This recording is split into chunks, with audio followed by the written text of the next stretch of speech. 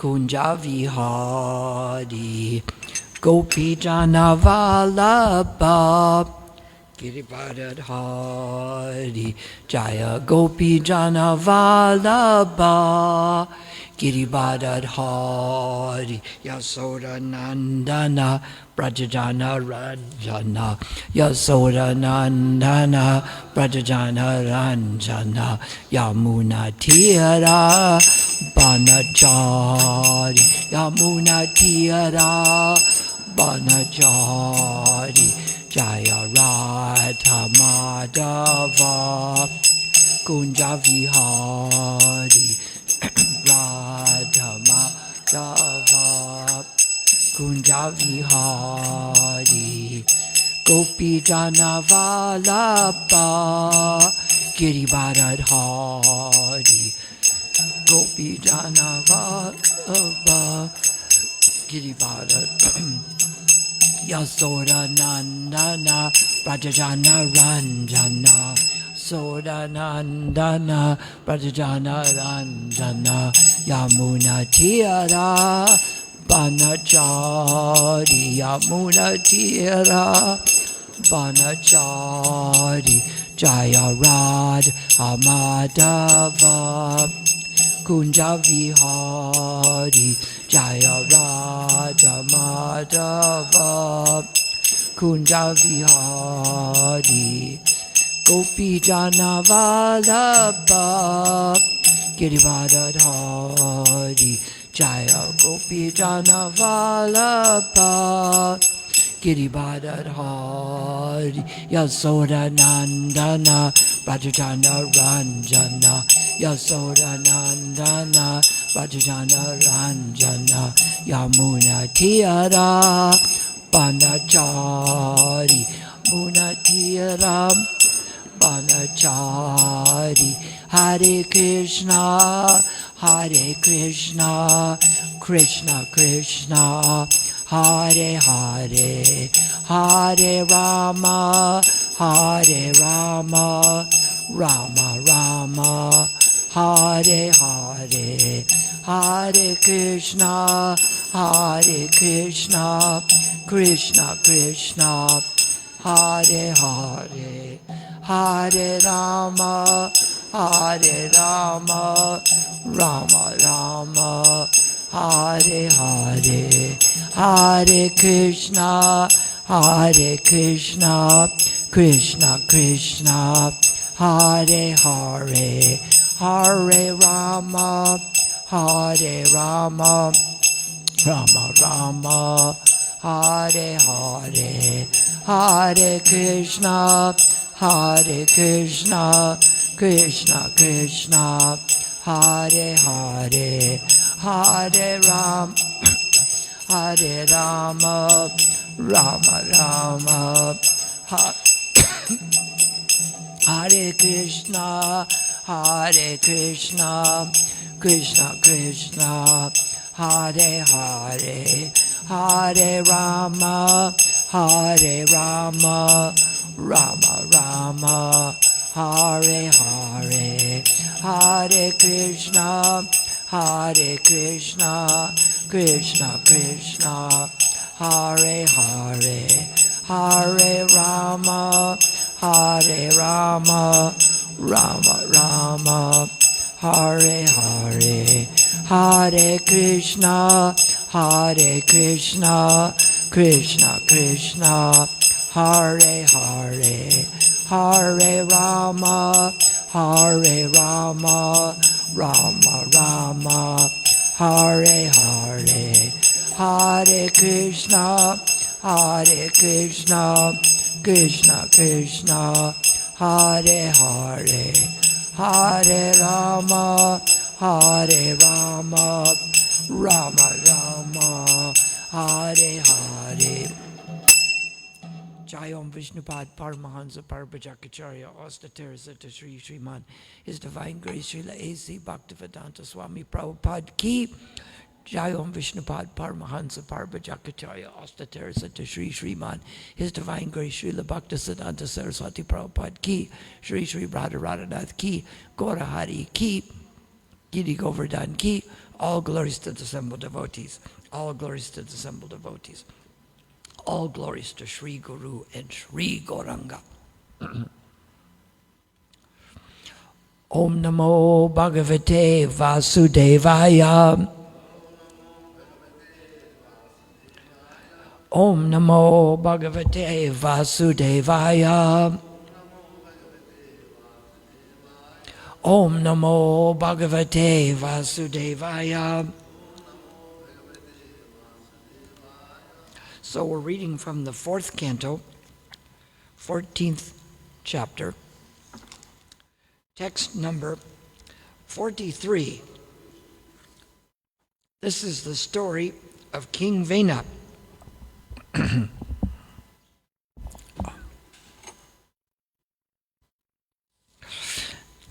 Just a minute while I get a look at this. My head's a little dizzy, so there it is. Vinischit Jaivam Rishayo Vipanasya Mahipati Mamantur Uram Tarasa Tatrasid Bahuko Naraha Vinischit Jaivam Rishayo Vipanasya Mahipati Mamantur Uram Tarasa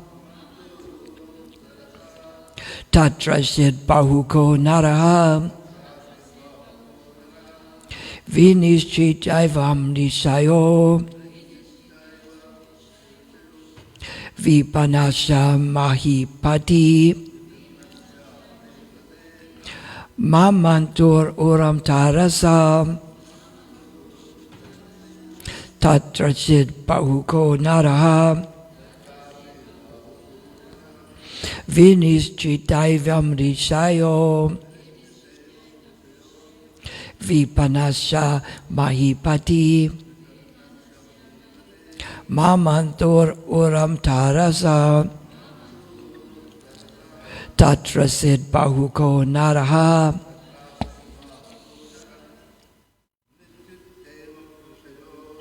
Vinischit Jaivam Nishayo Vipanasya Mahipati Mamantur Uram Tarasa Tatrasid Bahuko Naraha Vinischit Jaivam Nishayo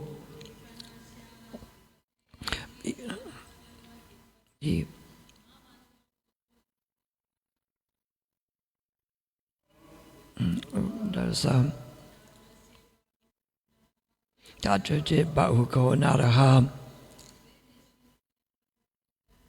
Vinischit Jaivam Nishayo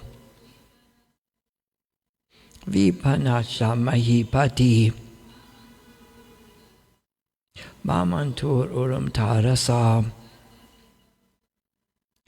Tatrasid Bahuko Naraha Vinischitcha, deciding. Evam, thus. Rishaya, the great sages. Vipanasya, dead.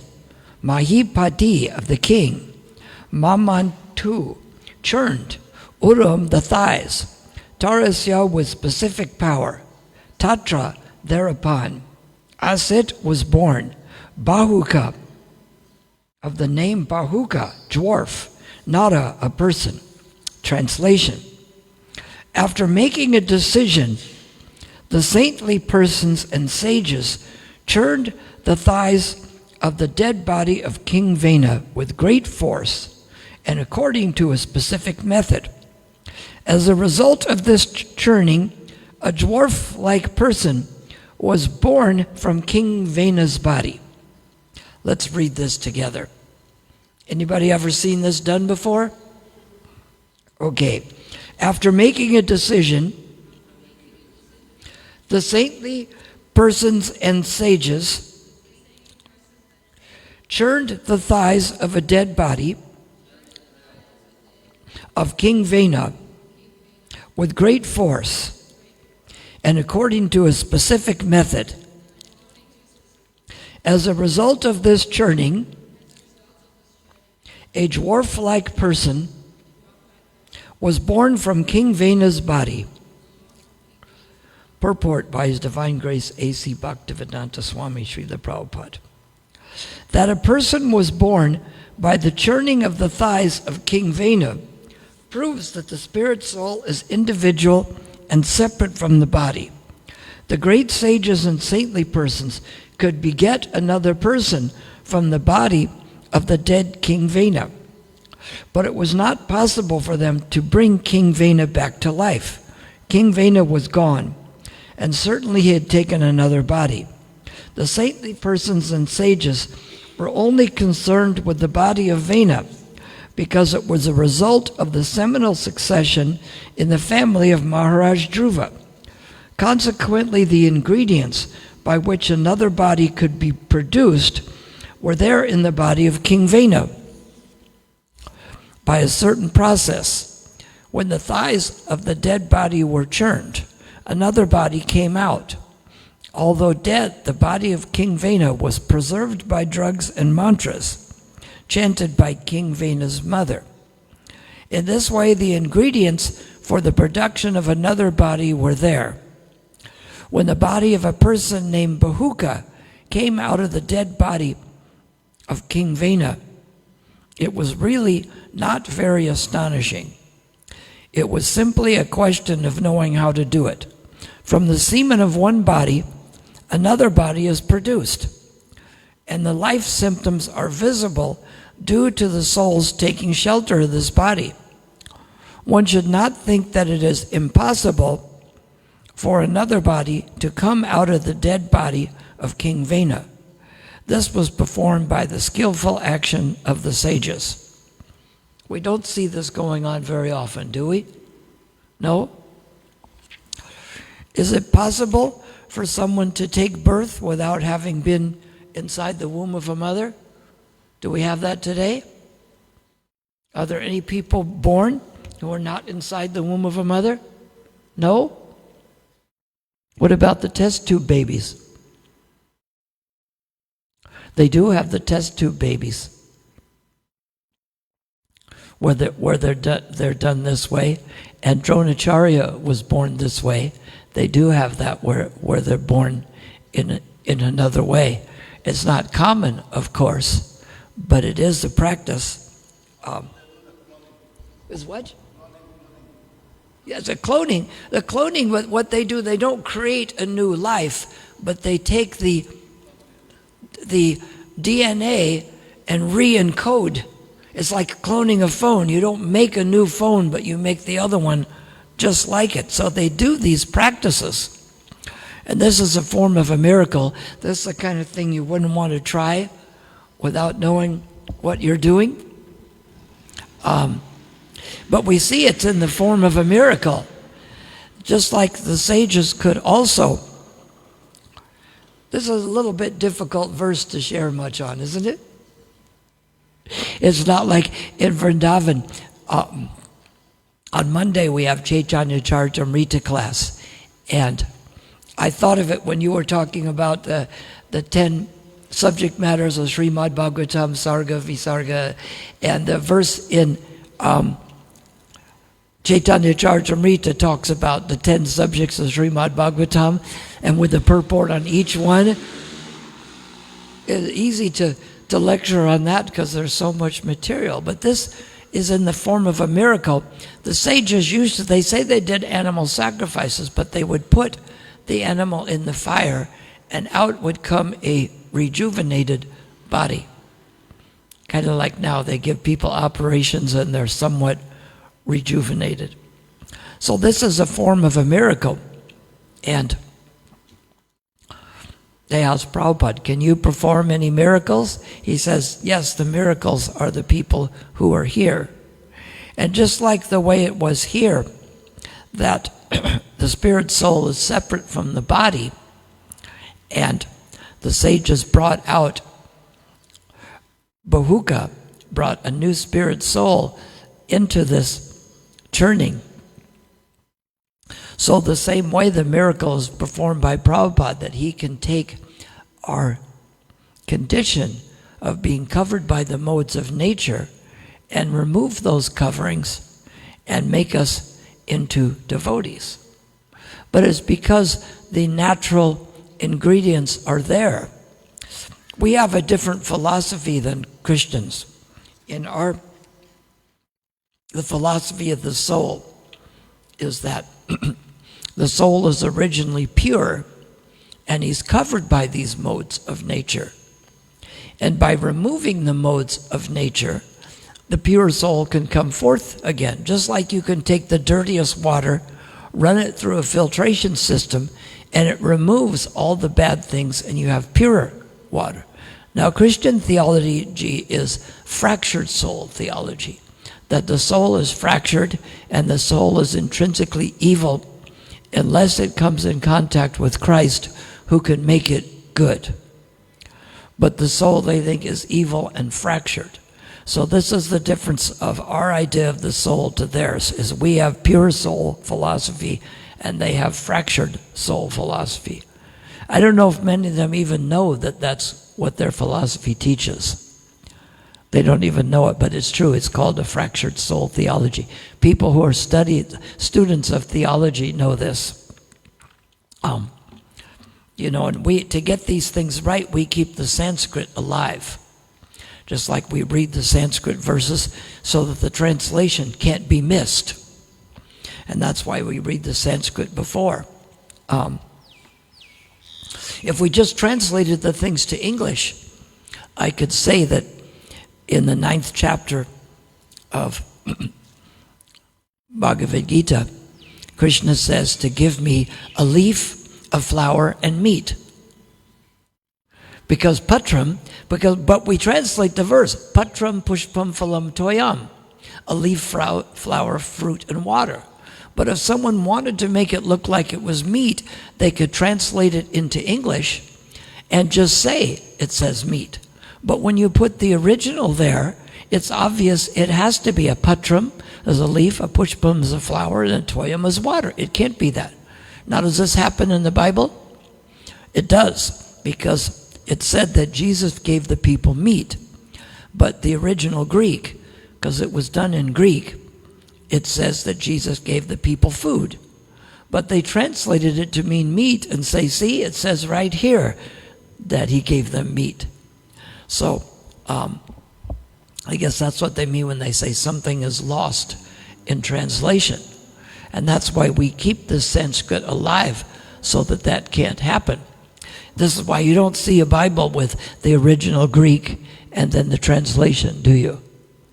And they don't like to hear it, but that's why the Greek Orthodox think they have a better understanding, because they read the original and the other people they translated it from Greek to Latin, and then the Protestant version, they didn't even go back to the Greek, they just retranslated that. And when you have a double translation, something might be missing. But this is kind of a strange concept to have here, that they created another life. But they do create babies out of test tubes like this. They do that at the UCI hospital. But they take the ingredients. They can't come up with the ingredients on their own, but they can mix the ingredients and do it outside of a womb. This is the test tube baby. But I don't think they come out very pure. Like this Bahuka came out, was a strange character. But the idea is that our miracle in this age is the chanting of the holy names. That Prabhupada brought this to us, and this is our churning. They say that we are brainwashing. Prabhupada says, yes, the brains are dirty, so we are washing them. So we are churning that, Hare Krishna, Krishna Krishna, Hare Hare. And by chanting, Krishna is pavitram, and the nama, guna, rupa, and lila of Krishna are the same as Krishna. So therefore, when we're chanting Krishna's name, we're associating with Krishna. Now, any kind of chanting is good, but concentrated chanting is better. It's kind of like if you want to water that plant over there, chanting without concentration is like throwing the water from here. Some of it will get there, but not as much. If you really want it to get there, you take it and put it on the plant. That's why I tell people I drive a car, I send emails, and I chant rounds, but not at the same time, because it makes it inefficient, if not dangerous. So obviously when these sages would chant mantras, like we read before that when the sages wanted to kill King Vena, they made a very high-pitched sound. Can anybody make a pitch that sound? People who do voice training, it's funny, some of our devotees try to sing like the devotional singers, especially from South India, but these people have had specialized voice training where they can really control their voice. And some of the people who've learned that in America, they can hit a high enough pitched note that they can break a glass. The stem breaks. Can anybody do that? By my singing, I can make people leave the room, though, because my singing's not very good. But I can't break any glasses. Some people have very sweet and melodious voices, and others don't. But if we're singing for Krishna, it's okay. It's a devotion. It's important. But if someone can sing in high enough pitch to break a glass, someone can make a noise at high enough pitch to crack things.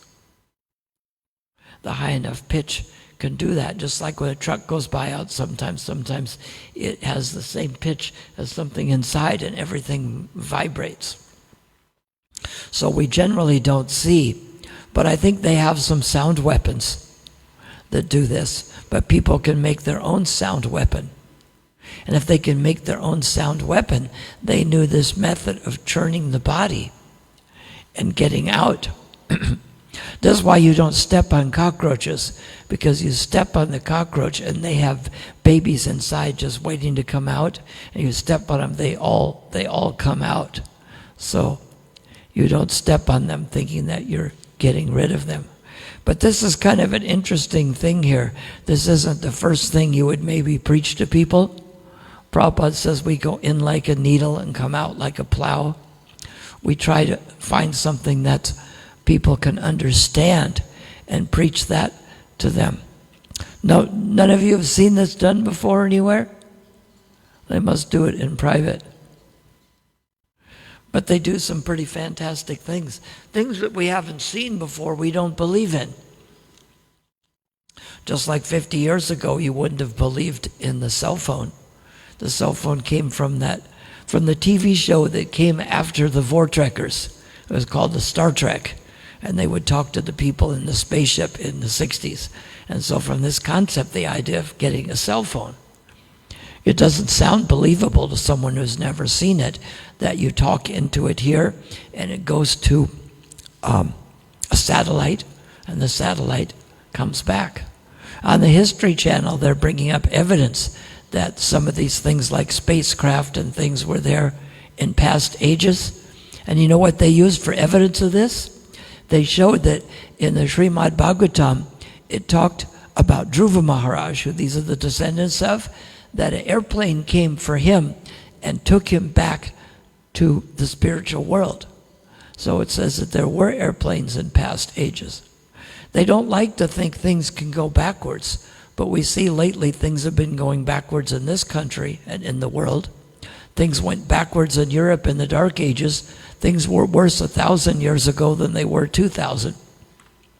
So it's possible. On the History Channel, the other ones they had were that there was a stealth airplane.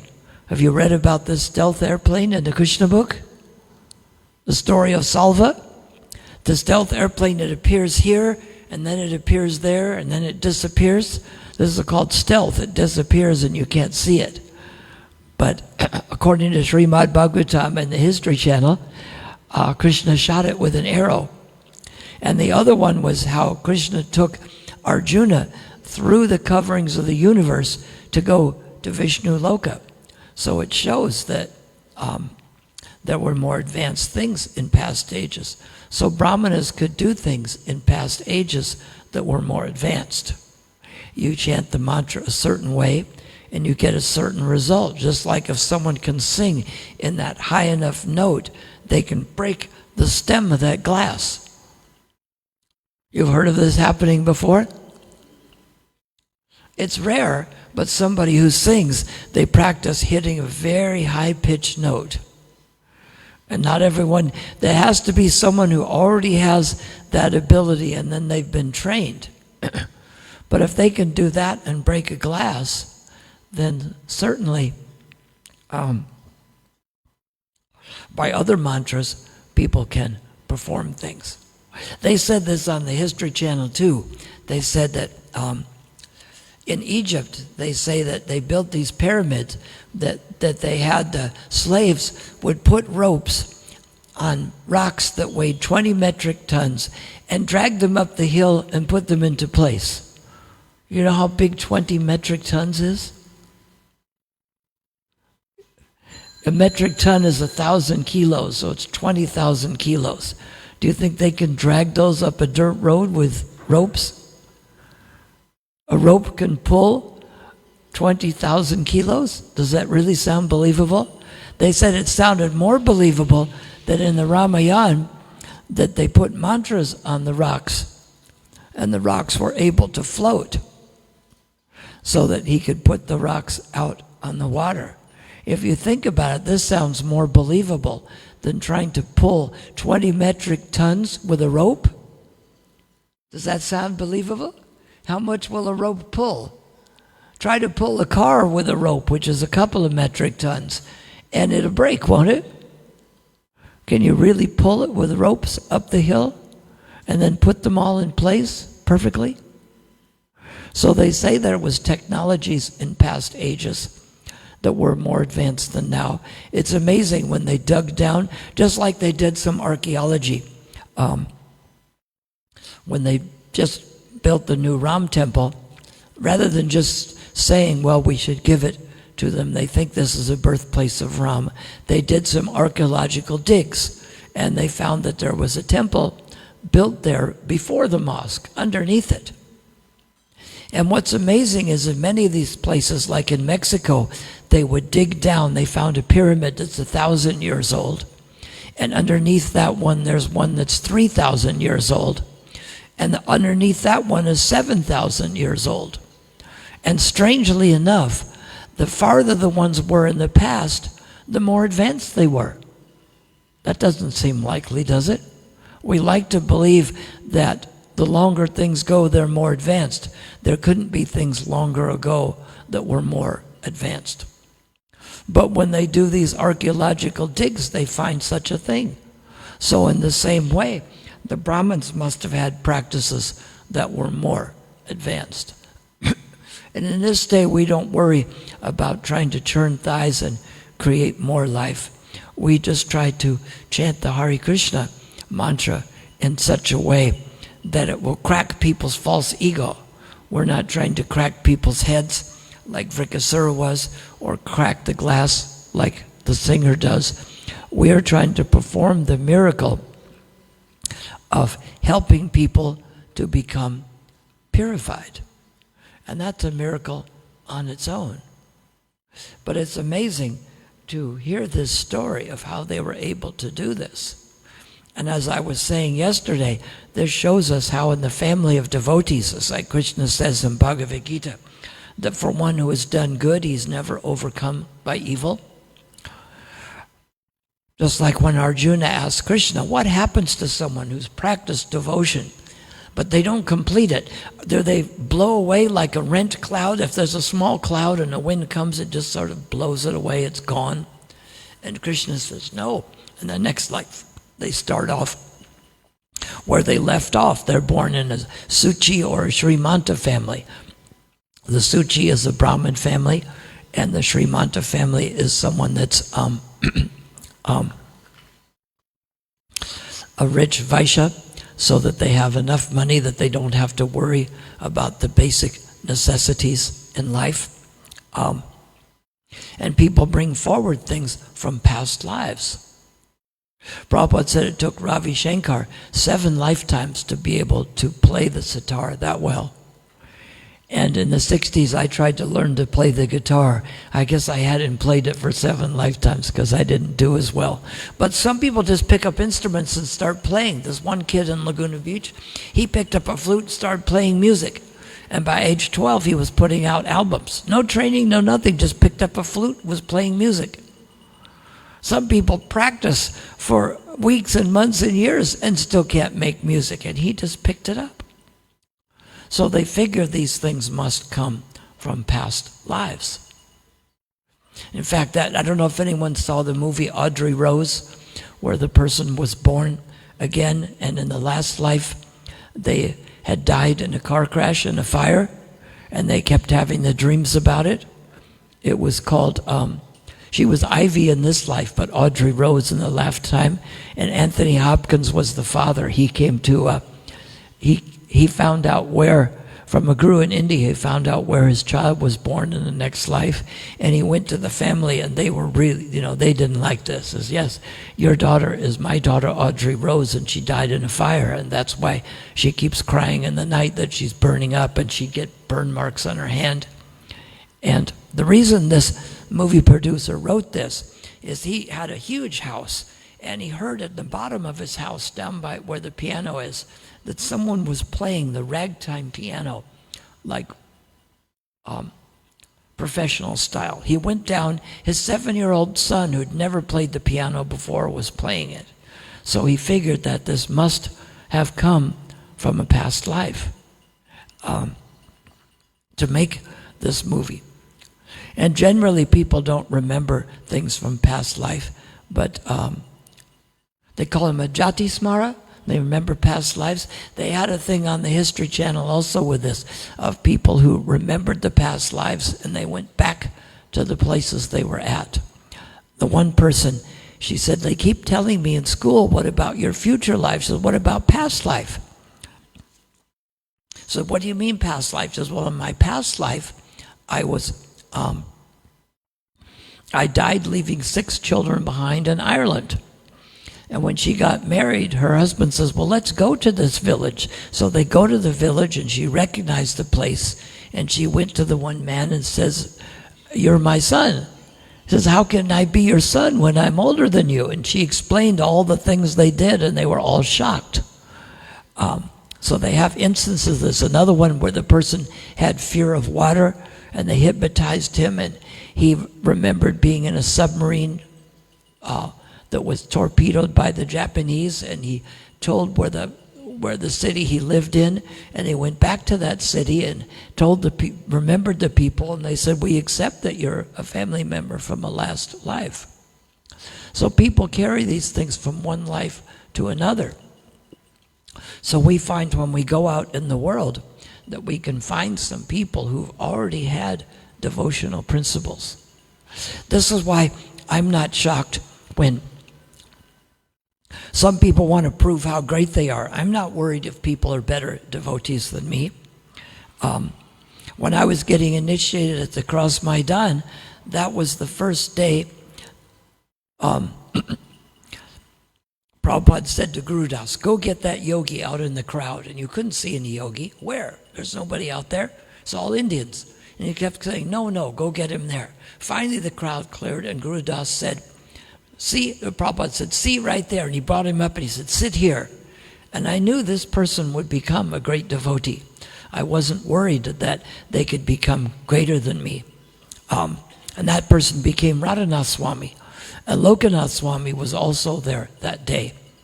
There's 35,000 people came to see this festival. So some of these people have been devotees from a past life, and they also may take to it very quickly. So we don't become threatened. It's not like I said before, if we have a tennis ladder and I'm number 20, but I challenge somebody who's number 1, if I beat them, they go to number 2 goes to number 3 goes to number 4. It puts everybody down. But when somebody comes along who's a better devotee than us, it lifts us up higher. If they go higher, they bring us up with them. They don't go above us and push us down. They go up and bring them along with us. So we shouldn't be threatened that people know something that we don't. Unless it's knife fighting and they're chasing you with one, then you can be threatened.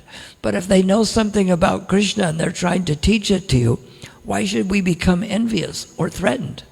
And why should we say we could accept instruction from anyone. When I was in Vrindavan, and we were at Madhuvan, it was a very small road, and this one younger devotee came around the road and said, "Get out of the street right now." And I figured it must have a good reason. I jumped out of the street, and 2 seconds later, this bull came pulling a cart that filled the whole road. And I would have been run over if I says, "Hey, I'm a Prabhupada disciple, and I'm older than you. Why are you telling me what to do?" And then quick, I get run over. So we have to look at things. One of the things we see here with the sages, what did it start out with? This is something we should do in life. After making a decision, it's like Krishna says in the 3rd chapter of Bhagavad Gita, by deliberate spiritual intelligence. Sometimes people have problems with each other. If the day has been long and things are going on, we have to be careful not to be like in the 4th canto. There's also the story of Daksha and Shiva, and when Shiva was not invited to the sacrifice, then there was, between Daksha's followers and Shiva's followers, there was cursing and counter-cursing, and it didn't work out very well. We have to remember not to do this. We act by deliberate spiritual intelligence. If someone says something to us that appears to be insulting, we don't do like King Vena did. The sages didn't put it in an insulting manner, but he figured anything that disagreed with his royal position was insulting. So if someone says something to us, first we separate ourselves from it and we take in, let's see what it is that they're trying to say. We don't just make a reaction. What it is they're trying to say. And then you think about it. And if you don't know, you consult scripture and ask someone else. Or you can say to them, "Now let me try to understand what it is you're saying to me." I see this sometimes. Someone will instruct someone, and then the person immediately comes back with a counter proposal and gets angry. Getting angry is usually not the best solution. If you're not sure what to do, it's better to say, "I need to think about this." And then you get back to them. As I've seen this happen, that someone will tell somebody something, and then the person gets very upset that, "Why did you tell me this?" Better to just take in the information first and find out what's going on, and then confer it with others. Because if we have to present facts, then we're not fault-finding or insulting others. But just because someone insults us doesn't mean we have to react. The sages here took quite a while to react to King Vena. They gave him all this good advice. And someone's thinking, well, they wouldn't listen to it. He wouldn't listen to it. But you have to try to give the advice anyway. We have to try with people. And then afterwards, when they responded so badly, only then did they make the decision. And we also have to try not to do something that's beyond our pay grade. Like when we're talking, we don't try to become an expert in a field that we don't know anything about. You'll see some devotees do this. They're trying to present scientific knowledge or political theories and things, and maybe they haven't studied any of this. We have to realize we're not an expert in all fields. You see people do this. They may be an expert in one field. Tukaram was saying this in Laguna, how one person was an expert in electromagnetic, some kind of thing. He's an expert. So he says, well, I could only believe in a God that had people's best interests at heart, that people suffer. He says, I don't know how God could do that. But that's like saying, why is there a prison house? Why do they make people suffer? So just because they're an expert in one field doesn't mean they're an expert on spiritual science. And just because we're experts on, you're the experts, right? All of you are experts in everything. Just because you know spiritual science doesn't mean that you're an expert in all areas. So that's why we shouldn't try to do like these sages done. We shouldn't try to take a dead body and produce a new life. We might get this bahuka there. Just like the people who conjured up a demon to create a problem, but then if the person can't kill the person he's coming, then it comes back after you. I guess it goes after the person, and that person says there's a mantra to make the things not happen to you, but happen to them. What's that one? I'm rubber, you're glue, it bounces off me and sticks to you.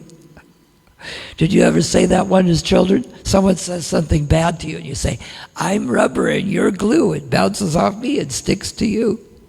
But that mantra kind of works. They say they try to create the problem, and it doesn't affect them. It comes back to get them. So we have to see the decision that we're making in here. Quite often we see this, countries do that, and they get a blowback. You see the things that happened. They saw this in America with the Middle East, that they thought Saddam Hussein had weapons, so then they attack Iraq, and then that destabilizes it and creates the ISIS. And we have to be careful that the actions we take, we don't want our solution to be a bigger problem than the original problem. And this is why we make a decision like these sages were. And if we're not ready to make a decision, we do like the jury does. They tell them, don't make a decision until you've heard all the facts. Because you can present part of the facts. If you saw Jai Satchinanda chased me to the parking lot and grabbed a pair of keys from me. And I said, yes, he chased me to the parking lot and he took the keys away from me as I was getting in the car. Wow, it sounds like he's in the wrong, doesn't it?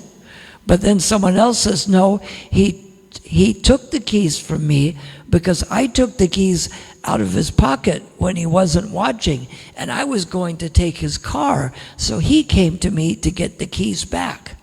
So if you'd only heard part of the information, it sounds like he came and chased me and took the keys away.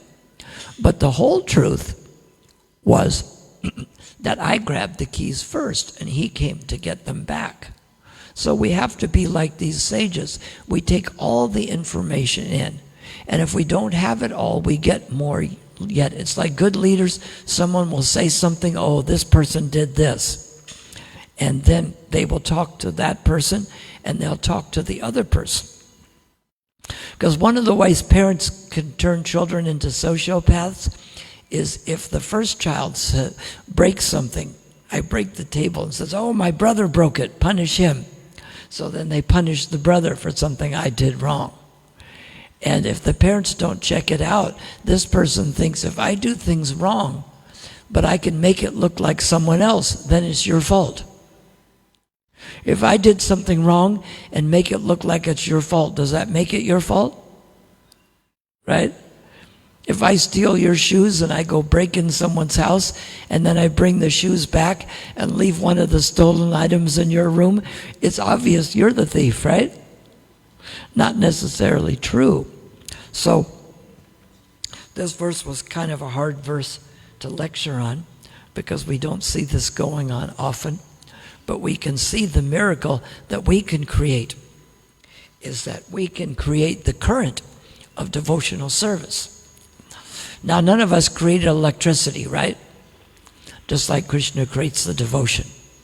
But if you stick a fork in the socket, will you get electric shock? Yes? If someone grabs you, will they also get it? And someone grabs that person, they also get the current. It goes through all the people. That's why if someone is connected to that getting a shock, you don't grab them, you have to kick them free. I saw someone do that in India because if you grab them, you get the shock. The same way with Krishna consciousness. If Krishna gives it to Prabhupada and Prabhupada gives it to his disciples and they give it to others, just by grabbing on, we can get the current of devotional service. So this was a difficult verse to lecture on. Does anybody have any additions or subtractions to this? Can someone explain exactly how they do this? No one's willing to try this? They see a dead body, you don't start churning the... No? No, better to experiment with chanting the Hare Krishna mantra. No questions or comments? Jai Satchinandan? Mozart did that. Yes. Yes.